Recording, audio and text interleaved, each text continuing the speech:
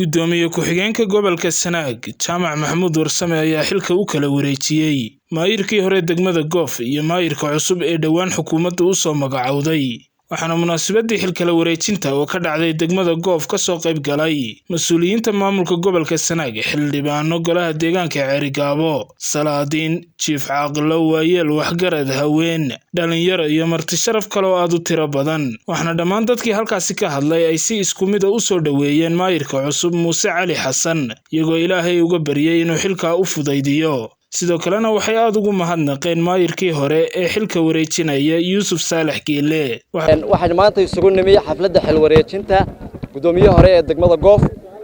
Sheekh Yuusuf Saalax Geelle iyo gudoomiyaha cusub Muuse Cali Xasan. waxaan bilaabanaynaa xafladii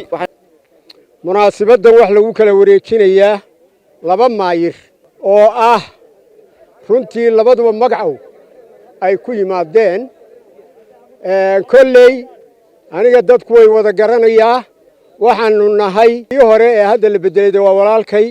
waxaanu nahay aas-aasayaashii magaalada tuuladan. aasayaasha haddaanu nahay waxaanu rajaynaynaa si kal iyo laaba ayaanu anagu wareejinay. haddaan nahay aadan Saalax Geelle oo walaalkii maayirka ahaa aan godgod iyo garooc lahayn waa ku soo dhawaynaynaa Muuse Cali Xasan oo saaxiibka iyo degmadana ka mid ah deegaankana ah. waa ku soo dhawaynaynaa, si fiican baan ugu soo dhawaynaynaa boqolkiiba boqol. laakiin nin kastoo madaxa haddii aan lala shaqayn waa curyaantaa meesha. waxaanu ku guubaabinayaa war ha lala shaqeeyo, kiina la shaqaysta asaagiin la loolama dee kan la shaqeeya soo saara, annana waa la shaqaynaynaa. maayirkii hore Yuusuf Saalax Geelle waxa weeye waa hambalyeynayna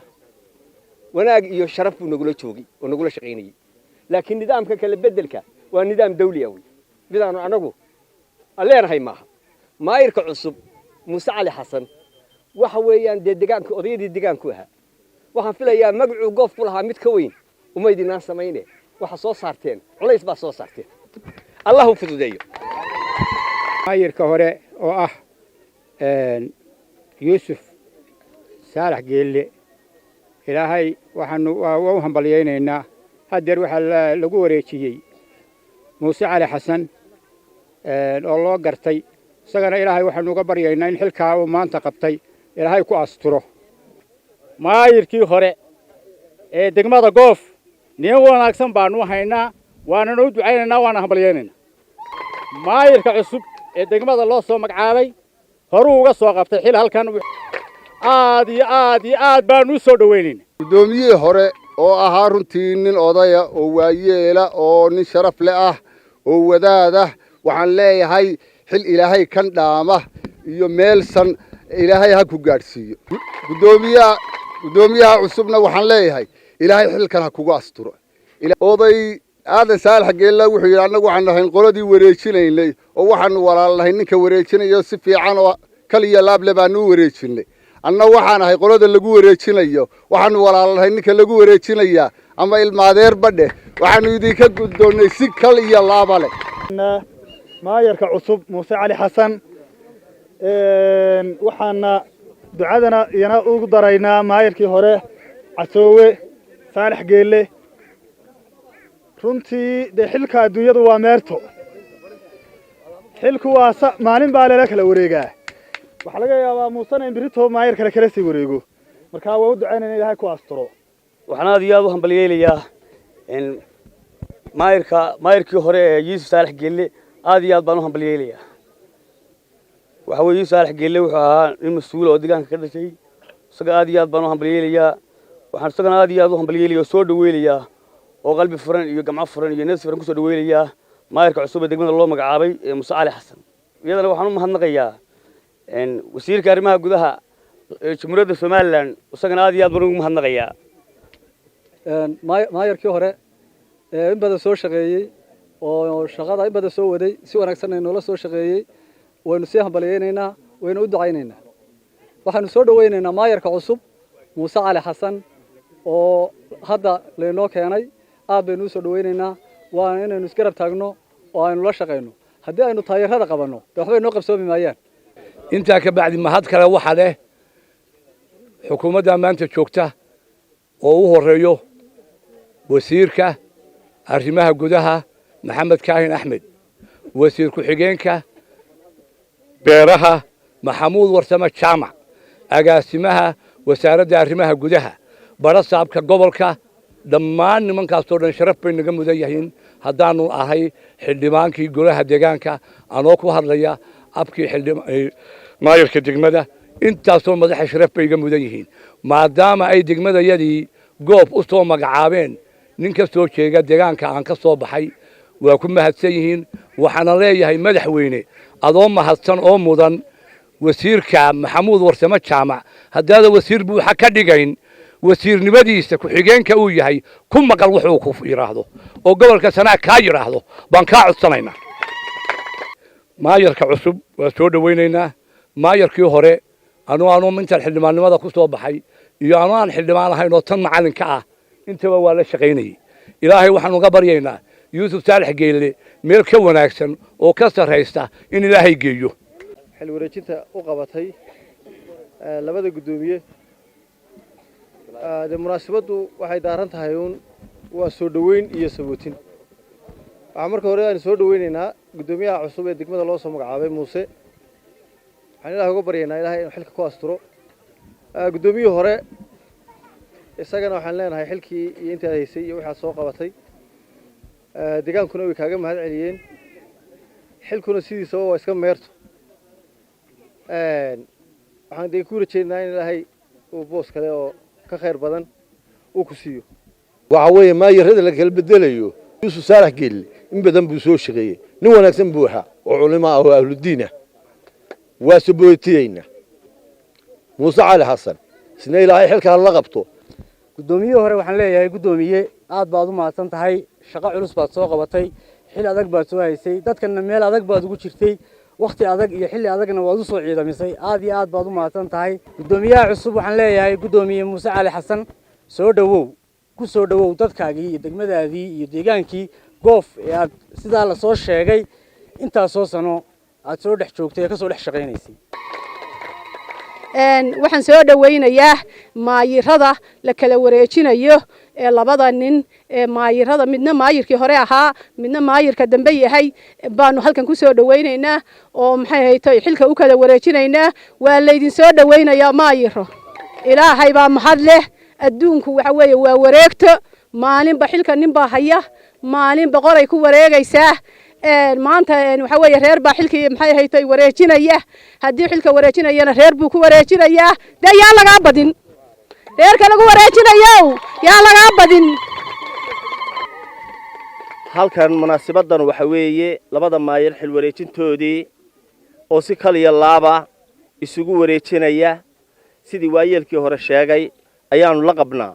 inay si kaliya laaba u kala gudoontaan ka wareejinayaana u wareejiyo ka lagu wareejinayaana u gudoonto taa waanu wada qabnaa raggii horan kala mid ahay markaan mahadnaqa ku noqdo wasiirka arrimaha gudaha waa mahadsan yahay ahna gudoomiyaha xusbiga kulmiye ee maanta codka doonaya wasiir halka waxa jooga 15 kun oo qof haddaanad ka maarmin waa ku baahan yihiin anigu maxaafid baanahay waa la yaqaanaa laakiin dawladda kama boqo codkayga waan ku idhaadaa mucaaradku xanta iska daaya waxaan leenahay madaxweynaha jamhuuriyadda Soomaaliland mudane muuse biixi cabdi degmada goof degdeg baa jawaabteedii lagaaga rabaa hor bulshada hore ku amaantay odaynimadaadana waa sheegtay intii lagu yiri waxba badan in lagu daro uma baahnid ilaahay meel dhaantana ha ku siiyo kugu ducayeene waad ku mahansantahay muddada la soo shaqeynaysa bulshadaada meerka cusubna waxaan leenahay lafdhabarta meesha inaad tahay odaynimada aad muddo badan ku soo shaqeysay meerku xigeen hore uga ahayd dhamaanteed bulshadu way sheegtay xil baa lagu magacaabay xilka ilaahay inuu kugu astiro bulshada way kugu ducaysay anaguna waan kugu daraynaaye ilaahay xilka lagu dhibay kugu astiro waxaan u ducaynayaa maayirka cusub ee degmada loo soo magacaabay waxaan u ducaynayaa maayirka hore ee yuusuf saalax geelle oo aynu sagootiyeyno iyo maayir muuse cali oo aynu doonayno inaynu soo dhaweyno insha allahu tacaala maayirkii hore ee degmada goof إلهي كاتساي مريا وانولين هاي يوسف صالح جيلي هاد بعض ما هتصنت هاي إلهي ميلرون هكو مريا وانولين هاي قدوميها عصب موسى على حسن إن شاء الله إلهي رحمانك وحنو كاقبرينين إلهي حلك كواسترو sidoo kale halkaasi ka hadlay labada mas'uul ee xilka la kala wareegaya maanta jawgaygu aad buu u faraxsan yahay waxaan ku faraxsanahay xafladan si loo soo agaasimay iyo quruxdeeda anigu halkan horta waxba leeguma wareejin maanta aad waxaan ugu faraxsanahay aniga cid wax igu wareejisay oo halkan maaragtay wax ii guddoonsiisay ma jirin meel banaan bay ahayd markaan soo qaatay adiguna maanta waad iga nasiib badan tahay xafiis dhan iyo qalab dhan iyo dawlad maartay xarun dhisan ba magaalo dhisan baa lagu dhiibay ducaad qabtaa ducada Allah ku aqbalo anna waa ku duceynayaa magaaladana reer Goofna waxaan leeyahay anis saamaxno anis afiro anna waan idin cafiyaa waana duceynayna Muuse waxaan leeyahay Muuse waan kula shaqeynayaa anu garabkaagaan taagnahay xilka ku soo dhaweynaya oo aan waxa soo xilka ku wareejiyay oo dhirta maanta goof ku taal ku wareejiyay iyo geedaha waa Muuse Ali Xasan soo dhaweey dhammaan bulshadayda iyo degmadayda reer Goof ee xafladda tarsida qiimaha iyo qaayaha badan u soo agaasintay ee noo soo sharaftay ee noo karaamaysay waxaan leeyahay Ilaahay ha idin karaamayo aad iyo aad baa ugu mahadsantihiin markaan u soo noqdo hadaba degmadayda aad iyo aad idinka u mahadsan waxaan jecelahay oo anigu aan kula ballamaya oo idina wax badan iga garanaysan wax badan aan bedeli doonaa aniga waqtigii waxaan bedeli doonaa de marka qofku xil loo dhiibo iyo markuu bulshada ka dhex talinayo de marka wax loo dhiibo bal wixii loo dhiibo wuxuu ka yeelaa waa gaar bay ahayd maanta wax lay dhiibo waxaan idin dhex keeni doonaa wixii lay dhiibay waxaan idin dhex keeni doonaa wixii lay dhiibay waxaan idinka rabaa inaynu gacmaha isqabsanno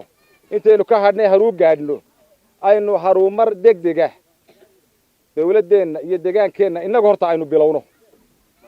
baayirkuna inta halkii uu sii gaarsiiyay ee degmadan u sii qabtay waa ku mahadsan yahay aniguna halkii baan ka sii wada doonaa aad iyo aad baa u mahadsan ugu dambeyntiina waxaa halkaasi ka hadlay taliye ku-xigeenka ciidanka bilayska gobolka Sanaag gaashaanla dhexe Maxamed Mire Maxamed iyo gudoomiye ku-xigeenka gobolka Sanaag Jaamac Maxamuud Warsame oo si rasmi ah labadan mas'uul xilka ugu kala wareejiyay. Assalaamu calaykum wa rahmatullaahi wa barakaatuh. wada maayar isbedelay Yuusuf Saalax Geelle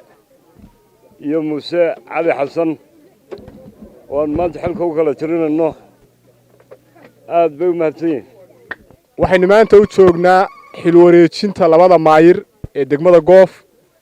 maayirkii hore Yuusuf Saalax Geelle iyo maayir Muuse Ali Xasan Muuse waxa muuqata inuu yahay nin lagu kalsoon yahay shacbiyad badan leh dhammaan degmadu isku raacsan tahay soo dhaweysay imaatinkiisa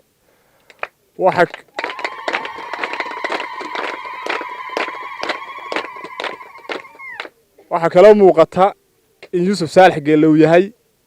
nin intuu shaqeynayay kasbaday kalsooni badan iyo isku duubni badan oo maanta wareejinaya dad iyo deegaan isku duuban taana uga mahad celinayna